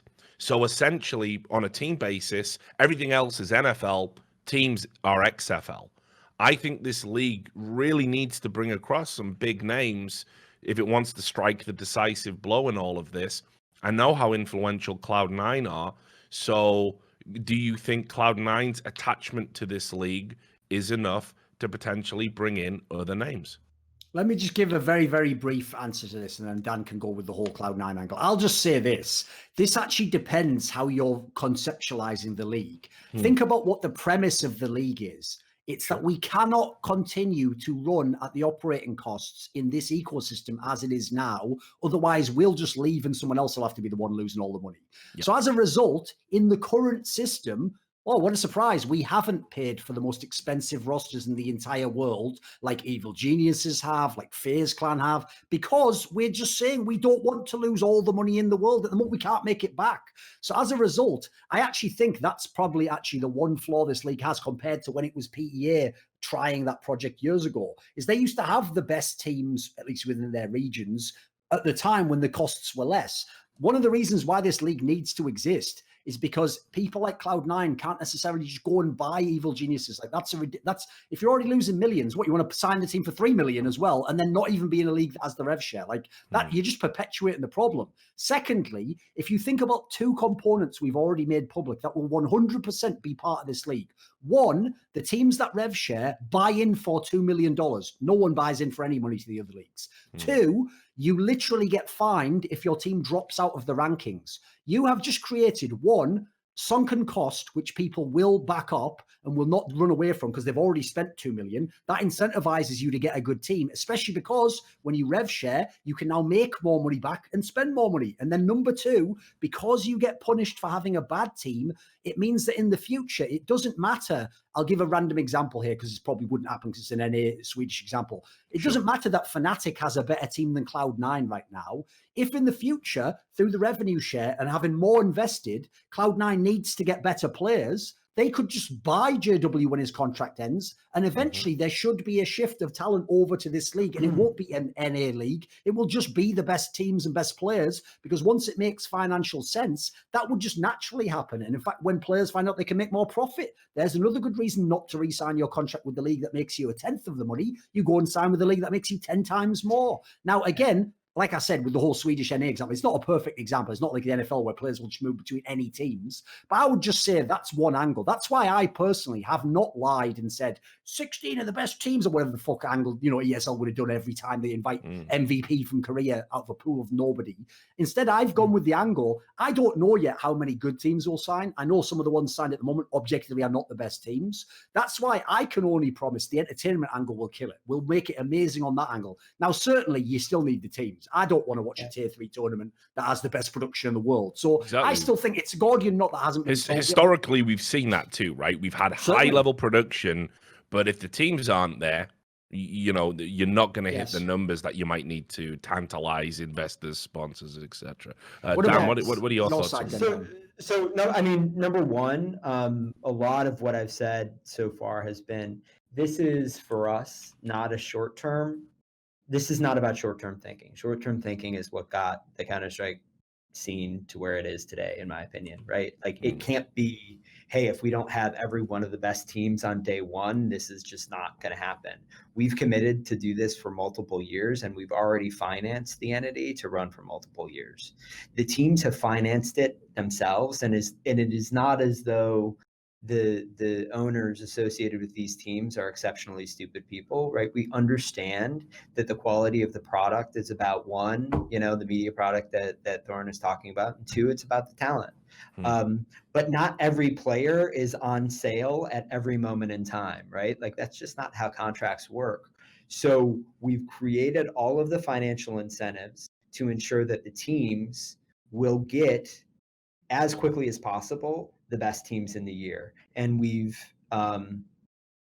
created an objective metric to measure them against to do that, right? So one, it's their own money in the league. They know that if we don't get to a place where the competitive product is top quality, that money is going to be lost. Two, they're also going to be penalized. I think that, and then the final thing that I'd say is, we participated, I will tell you, in 2017, we participated in EPL for 6 months before we had a signed contract. I do not think that this story is over tomorrow, today, next week. I think that the teams that historically have been kind of fence sitters are going to sit on the fence, and I think that I remain very confident to have a good percentage of the top 10 teams in the world today in the league. And I'm even more confident that next year we'll have the majority of the top 10 teams in the world. And for us, again, this is, I think on the competitive product side, what I've kind of said, to Duncan is, listen, let's say you've got 4 really good teams in EPL, and there are 24 teams going to be in EPL? So how many games over the course of the season are going to be good games? And how many are going to be, some team just kicking some other, we want a great density of content. And so it isn't about having the most teams in the world. It's about having a containable number of teams that all are very good and are all within a band of one another, so that hopefully every time you watch one of these matches, it's really exciting. Does that make sense? That's where we need to get eventually. Totally. I mean, look, there's a lot going on right now. I mean, just as we set up to prepare this special edition of By the Numbers, it was announced by DK that it looks like ESL are sort of ripping the leagues, the ESL Pro League, in half. And, half of those teams are now likely to be told they're going into the Mountain Dew League. No one knows who it's going to be yet, because the list that's contingent that they think they have for Pro League includes Cloud9 on it, for example, by way of for instance. So there's a chance that some of these teams aren't even going to be in that. And some of these teams are now finding out through DK's reporting that they might be staring into the Mountain Dew League and losing their ESL Pro League slots because they're not considered a desirable partner. So there is a lot going on. I mean, my question would just sort of be this. Ultimately, what happens if, you find yourselves kind of creating yourself a negative snowball effect in the sense that you don't get the teams. You have to go in, you have to play these subpar, kind of games that maybe don't get great viewership. And then obviously next season, whatever that may be, you then can't attract the teams that you need to pull yourself out of that nosedive. He said there, by the way, he has to go in 5 minutes, so I'll just let him answer this. Yeah, no worries. Yeah, you answer this, Dan, and then I'll let you bounce. Yeah, I'm sorry, I'm late for. Don't worry, we always run over anyway, so you probably thought you were going to be here for an hour. We fucking do talk, but yeah, sorry, I'll let you answer this, and then I'll say farewell. Yeah. So like, listen, what is a team, right? Like, there kind of three elements to this. One is the ownership group, right? The ownership group behind the team is ultimately, I think, needs to be professionalized and needs to have access to capital. Number two is the brand that people associate with, a Counter-Strike team right now, right? So in this case, Astralis, or whatever it is. Number three are the players. I am highly confident that the majority of the players that constitute top 10 teams, if not in the first year, certainly in the second year, will be with us, period. That's a solvable problem by having competent management and access to capital. Okay. Does that make sense? Yeah, absolutely. I mean, listen, I want to be clear. I don't blame this at all, but Counter-Strike players go from org to org. This is a behavior that we've seen and we're all really familiar with. And why do they do it? Sometimes they do it because there's more money there. And that's a totally reasonable and kind of justifiable decision for them to make. And so ultimately I tend to believe that organizations with access to capital and professionalized kind of management will aggregate the best talent over time. Okay. Well, look, I'll tell you what we'll do before we go back to Duncan. Me and Duncan will wrap up the show from here. So look, Dan, obviously it's great to meet you, get to know you. I really appreciate you giving us almost 2 hours of your time to come on the show and talk about these issues. Just before you go, are there any final thoughts you want to kind of put out there, and anything you want to say before you leave this room? No, I appreciate you guys taking so much time with me, and give me a shout if there's anything you want to know about what we're doing. As I said before, we want to be as transparent about what it is that we're doing as possible. And I think that I hope that for people who care about CS and the org players that are involved in it, this is the things that are happening right now are important. And I think that people need to take the time to really engage deeply in them, read contracts, take the time to try and understand them, because the decisions that are getting made, regardless of whether you think B-Site is going to be amazing or a pile of crap, if you sign up for exclusivity across the entire ecosystem for 6 years, that has implications. Yeah. That has real implications, right? Absolutely. And I think there are two separate conversations to have.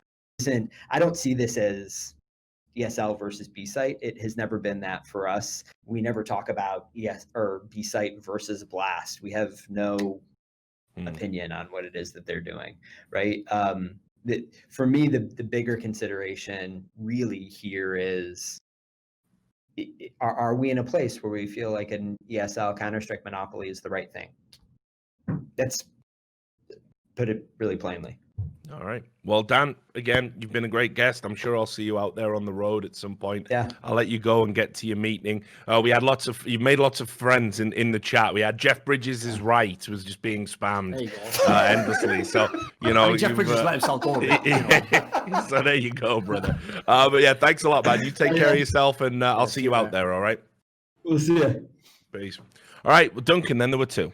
So, listen, I won't keep you too long because, we're doing an episode tomorrow anyway. So we'll get into all the news and everything here. But I do want to ask one question that I think is kind of important, and you can speak to it probably more than Dan could.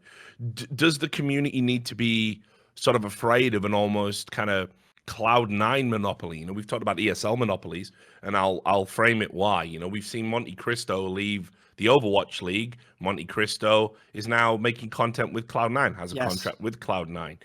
You have done several podcasts. You were out in America working for Cloud9. I'm doing Summoning Insight now with them. Yeah, Summoning Insight, exactly. Creating content for Cloud9. Cloud9 are one of the essentially sort of founder teams, if you like, of this B-Site league. They were hugely influential already in North American esports, one of the instigators of the PEA. There's a joke in NA esports where Jack Etienne is called the Godfather. So are we substituting one monopoly did even have for another? Kiyoshima at one point in his team. So Yeah, absolutely. all my old jokes, they all come back all again. the material. So should the community be, while we're talking about ESL monopolies and how bad that is, obviously the community is completely on that wavelength. Do we need to be worried about us heading towards another power broker just of a different name? I would obviously say no. And the reasoning why is like, first of all, like, yes, at the moment, like Dan essentially acts as one of the heads of this whole operation. And he, as you say, he's a founder, the spark for it all to take place. But like, one of the things I actually like about this company as well is like, I know that they're in the process of hiring a CEO who comes independently from outside, who comes from other companies and will take over all operational decisions. Like when I have to report to him, I won't report to Dan. I won't report to the group. I'll take the thing to them and he will be my boss and I'll tell that guy. And in theory, he'll have his own, he will himself run the company separate to the other teams that, yes, were the founders. But essentially, as far as I know, Cloud9 will just be another team that bought in for the $2 million. They will not have like special secret ownership or extra voting rights or anything. And I can tell you from internal discussions already with the teams that are signed or essentially signed a letter of intent and supposedly will sign, Cloud9's already had their own opinions and ideas, sometimes voted down. Like certain things I've tried to get across didn't always make it through. It wasn't what the rest of the group felt like they wanted to do, or they just wanted to tweak it and go a slightly different way. So it hasn't been my experience that this is like put it this way, this isn't like the scenario that I feared a lot last year with Blast, where it's like, wait a minute, but if Astralis is in the league, but then you also decide which events people go to, and you can tell someone not to be at this event, or you can make that event easy. Like that did concern me a lot. As far as I know, there's no control from that angle in that sense. Like it's not like someone works for both companies and you're wondering, well, which are you? Are you the Blast CEO or are you the Astralis? It's like, it won't be like that as far as I know. Right. And then the other question becomes, how we've seen a lot of these like franchise leagues operate in the past is that, if you don't get in right at the start, well, we're not going to open the doors for you later. Go fuck yourself. So given that we're now on day 2 of these ESL talks with all these teams trying to entice big partners into their league, it's been leaked they're cutting half of the teams out. Those guys don't know what the fuck's going on. We saw the guys from Sprout tweeting about it, going, great way to find out this, in reply to DK's report. Is there a risk that, we see the ugly, face of politics kind of, loom into view? Let's say let's say ESL go under. Let's say the Pro League's completely scrapped. All these teams are twisting in the wind for season 2 of B-Site. Are you going to open a door to them? If so, who would it be at the expense of? And obviously, conversely, if B-Site falls by the wayside, what are those orgs going to do? Because I doubt ESL are going to welcome them with open arms. Yeah, I'll first of all address the last part, just because it made me think of it when you said that. Like, my real concern, yes, is the teams who don't go into ESL Pro Tour, which by definition is like ESL Pro League is a key part of it, because as you see, you can then manipulate the rankings and they decide the invites, and you can't turn down certain invites. And by the way, even built into that, one angle people miss is, since DreamHack is part of the ESL Pro Tour, what if they just tell you that some of the events you have to attend are the shit ones, which makes your ranking worse, and then you see what I mean? There's a very clever way, just like the Blast thing last year, that you're not making someone do something. You're just you're basically setting the building on fire and saying, well, I'm not making you jump out the window, but there is no way out the door. It's on fire. It's like at that point in time, you basically did do it, didn't you? But by any other means.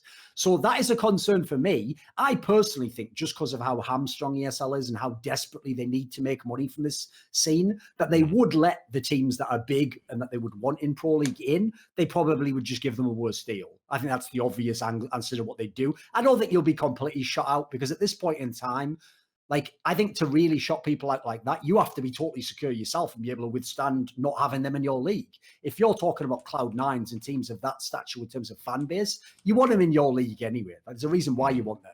Now on the B side of it, first of all, as I said, any team theoretically, as long as they're not busy playing Pro League, can qualify to this league and play in it. And secondly, if anything, like you addressed earlier, the issue now is still getting people to sign up to be the ones that pay to actually buy into the league.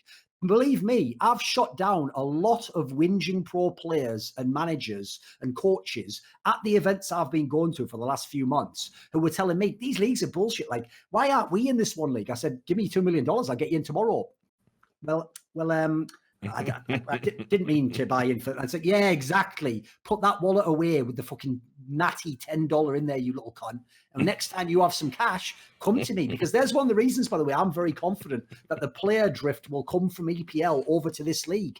Is a team that won't invest $2 million in the future of Counter-Strike, when, as Dan said, it will cost you more than $2 million, is basically saying, I don't have any money, and I definitely don't have any money for the future. So they're holding on to what they have now. How are they going to afford to pay for the best player in the world in 3 years if they couldn't pay a $2 million buy-in now versus someone who already invested, maybe it could be like 10 million in their roster in a few years, along with the buy-in for the league? So to me, like I say, that naturally should take care of the talent. They just might move from org to org, as they did from NRG to EG at the moment. They're a team that didn't want to pay the money and they left, even though they're a massive org. And then I would also say, I personally think the fact that, as far as I know, I think the teams that will be at the actual LAN part is, I think there's 12 teams. I think I'm correct in that. So that's way less than the, 24 that EPL has. Yep. So this league could absolutely expand. And obviously, let's imagine, again, I'll use them as an example, just because they've never been reported as being one of the teams that was interested. Let's imagine Team Liquid, one of our favorite teams, is in EPL. If EPL shuts down or they want to leave EPL, I mean, they can't. They'll be locked in for 4 years plus potentially 2 if ESL makes enough revenue. Say they somehow could leave. I personally will be heavily pushing for them to join our league, of course, if they're still among the best talent. It's the same with the talent. I even said this on Twitter yesterday. Just because you don't sign with B-Site now, maybe you prefer EPL, you want to work with ESL, you have a long relationship with them. If you're still the best next year, I'll be the first to open the door and bring you in and say, come join our team. I want the best people. That's also why, as I said on Twitter, you'll never find me saying like, I'll give you an example, like Freya's the best talent in all of esports, and then making like Sponge, who's he? Is he like a guy from a few years ago? No, at the moment, Freya is like what, the 4th best host? Like that's probably even reasonable, probably generous.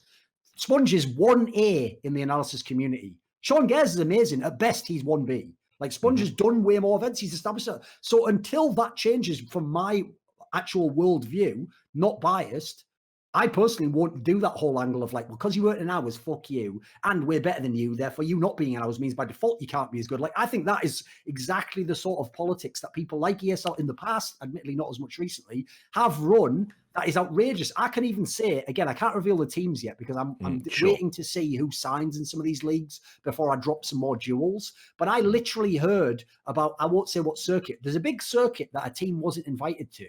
And when I did my digging, it wasn't even due to financial reasons. It was literally a petty personal beef that someone who was in the position of power to execute on. And just say, even though this sort of mildly fucks my org, fuck it. These guys did me dirty. Like, as far as I know, that isn't a part of B-Site project. Like, and I would hope personally it never will be, because that's exactly the sort of thing that turns me off working with a project. Because I've seen enough in esports that unless you are actively harming esports, you can be a cunt and just be annoying. As long as you're just in with the rest of us trying to make it and trying to do your shit, and you just do it in a way I don't particularly like, but it's not wrong, you can live and let live. And in fact, we can even cooperate when it makes sense, especially if it's for the benefit of everyone. Well, that was going to be sort of my next question, and I guess with the time we'll make it the last one, kind of start, putting a pin in it. That was going to be like the talent situation, right? Because listen, for the longest time, since everyone's putting all their fucking cards on the table right now, and it seems to be the Julius Caesar moment for ESL at the moment, where everyone fucking, have some of that. One of the things that was going is there was this immense pressure to kind of sign up to ESL in principle without even any dates being laid out. They would say like, are you going to work this event or not? And they'd be like, well, when is it? And you just wouldn't get told, right? We don't know yet. We don't have a date for it, but we want you there. So let's get the contract all finalized and stuff now. ESL have certainly done their fair share of petty talent stuff in the past. Others have. Face it. We've talked about, of course, obviously involved here. The I've even Blast. said myself, I was only ever invited to one ECS event. By the way, Yeah. do you imagine I didn't enjoy Face It coming back? Oh, we'd like you to work with it. I bet you fucking would. Yeah, now's my time, homie. So yeah, like all those petty beefs definitely exist. Yeah. So now, I mean, there's no surely there's no way ESL can't take it as a slight that Anders, Moses, Semler comes back. I don't even think he bothered talking to ESL. Yeah. You, Sean Gares, all these people that are still essentially in the freelance talent pool. And will be at this point as well. Yeah. So absolutely. So aren't people afraid of potential reprisals? Because ESL might just turn around and go, listen, that's fine. You've made your bed, you lie in it. And then for the rest of the calendar year, they're going to try and, be kingmakers of other talent that, maybe don't have the same level of clout as an Anders or a Moses. Yes, I will even say absolutely transparently as possible. The talent are more scared than the teams are that ESL cut them out and behave in a petty manner towards them because let's be real, the talent know ESL at the moment has like 70% of the calendar in terms of the big events. Like they're thinking of all those day rates and they're thinking, fuck, what if that all disappears? Now, I will say, first of all, the B-Side project definitely plays you well. Like they are paying like top rates and the best talent have been secured and they are being taken very well care of. They're not just signing up to a cool thing and hoping it works and just let's all chip in. Like, no, they understand like this is about them making money as well. But I will also say, if you think about the people you just listed, where you listed Anders, Moses, right? They've literally been mainstays of ESL for years at this point. Yeah, totally. Sadikist and Henry broke up. Sadikist is not even at the moment considered one of the top casters. That's actually a crying shame to me. I still think he's the best. So really, Henry G's the big name in terms of casters that we don't have at the moment. I'd even say, I think Henry's 1A right now. I think it was right that he won that casting award at the Esports. So he's the best. So I hope personally, the talent list, by the way, is not finished. That's who we have now. And because ESL's done a great job of jumping the gun on us on a million topics, they were just getting way out ahead of us in the PR war. So I said, we've got to get some talent out there. You've got to get me out there. We've got to get names out there. And we can add others later. It doesn't have to be all as clean as fuck. So I personally, I'll say right now, if he's listening, I hope we can negotiate a deal where Henry G will be part of this league and we can say we have all the best. I hope Sponge can be part of the league. I hope the people who really are clear-cut, objective 1A in the scene are part of the league. And one of the reasons that I personally do say to these people is, listen, I know in the past ESL has been petty. I will say, I do think they've done a way better job of that since then. They've been very forgiving of certain things that a number of people have done in the scene. In fact, people have even gone against them a number of times. So I would just say this. I'm personally not at all scared about that angle because I just think what would it actually do to ESL's product, which must succeed if they tried that? It would literally be equivalent to the reason why lockouts in the NBA and NFL always get resolved. They don't, like the miners' strike in the 80s, bring in the scabs. Because if you brought in the scabs, the players who aren't in the NFL, to play the NFL in the modern day, you'd lose all the viewership. Nobody's going to watch Joe Bloggs be the quarterback for the fucking Ravens instead of Lamar Jackson. Nobody, even a Ravens fan's going to be like, what the fuck am I paying for the season tickets for? They wouldn't do it. So I'll just say this. I know Reddit, the 100 people who think they control the world. And by the way, the reason I didn't dispel that illusion a long time is it used to benefit me that people like ESL thought you controlled the world and that you wanted me to be in their events. I allowed you to be arseholes to them. That's one of the graces that I give to the community. But I will say, if you read Reddit, you would think that like Semler's not popular and that like James Bardolph's the most popular caster in the world. Go to an event and Semler is like the fucking Beatles. Him and Anders are the godfathers of casting. Like they're probably still the most popular casters to the general fan base. You're just the people who will go on HLTV, click on the match and don't read Reddit. They're the most popular casters probably. There's a reason there's a reason the Overwatch League couldn't believe their luck when they started up talks with Semler. Yeah. Yes. Same thing with Monty. It's only people on Reddit who hated him in League of Legends. People he was beloved by all these audiences. So what I'll say is this. These guys are the biggest. And it doesn't matter how many times you give people who suffer. I'll give you a great example. Harry, I personally think, because of his age, and he's still only done a few of the big events, give him 2 years, he could be the best caster in the world. He's got that potential. The growth potential is there. But if you try and force him into Henry G's spot or whoever, I'll give an example of one we've got, Anders or Moses' spot, tomorrow at all your tier 1 events. That's the area I personally think is the reason why these TOs have constantly given up ground on rates. If they really could just bring in Launders or Harry instead of Anders or Henry G, they would have done it years ago. They would have saved the money. They would have never let the rates get inflated. Because, by the way, caster rates are inflated as well, if you know what the costs of the events are. They would have never let it happen. So, in my opinion, they could do it. They could be petty, but it wouldn't just be the kind of pettiness you want. You want the pettiness where it's like, it doesn't really cost me, so I'll fuck you hard.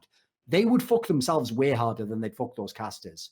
They would literally be, it would basically be media suicide. Because I've said it before, it's harsh, and I've told, again, I'll bring in the usual whipping boy. I've told our boy Dust a million times, listen, this is not Hogwarts. You don't start in year 7 and then eventually you get your turn to be the fucking guy in year 11 and you're the like head boy. No, if you're like tier 2 or tier 3, unless you develop your talent and somehow get across with things that actually aren't always in your control, like how likable am I? How much charisma do I have? Do people like to listen to me talk? Doesn't matter what you say sometimes. You might never be the number 1 guy. It's not fair. There isn't a go-around thing. It's the same reason why one of my favorite cunts in esports, Tasteless, has been an arsehole to everyone for the last 10 years, acting like fucking Ultimate Warrior, like whatever it was, WrestleMania 7 or something. But he's got away with it because he's so fucking charismatic. Even I start falling under his spell when I talk to the guy, and I know all the shit he's done. You cannot force tier 1.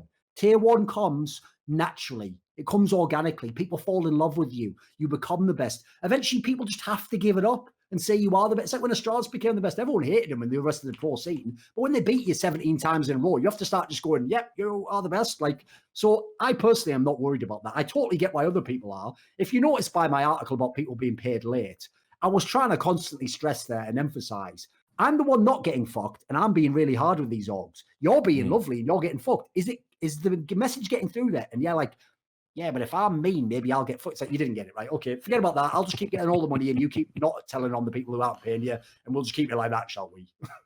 Go on then, one more, because people are going to fucking want to know about this. Obviously, you are involved very heavily in this project. Sure. Right? Still a freelancer, but contracted to do this thing. By the way, on purpose, like I didn't ask for a long-term deal because this is how confident I am, and this is what a cunt I am. I want to sign now for the money I would sign for now for 1 year, and at the end of the year, I'm gonna ask for way more money because I'm gonna be so valuable to the league. Of course, I have to. I'm in it for myself as well. Yeah, sure. So the question then becomes, are you worried of a risk of perhaps even like imperceived biases kind of moving into your thinking? Like, for example, your Twitter feed the last few days, there's definitely been a couple of boots to the ribs of ESL, and obviously I think I know you, so I believe that's the kind of thing you would say anyway. But it does take on this extra dimension now that there is a vested interest in ESL's failure can very much be B-side success, right? Oh, that's totally true. Like, by the way, you should absolutely, every time you read something I say, think to yourself before you read it, this person works for B-side.